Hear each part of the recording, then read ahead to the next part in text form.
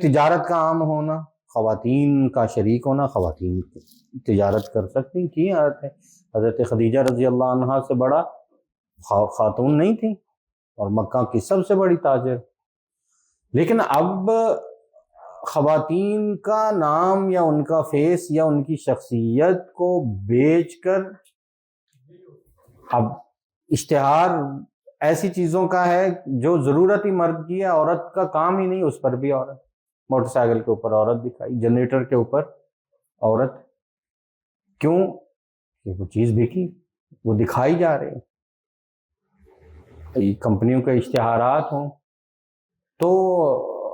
یہ خواتین کی آزادی یا ان کی عظمت یا ان کی عزت نہیں ہے، یہ ان کو بھیجنا ہے، یہ ان کی بے اکرامی ہے، یہ ان کو سستا کرنا ہے، ان کو بازار میں لا کے کھڑا کرنا ہے۔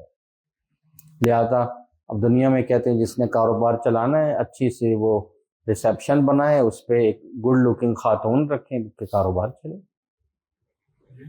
ایک دور تھا جب وہ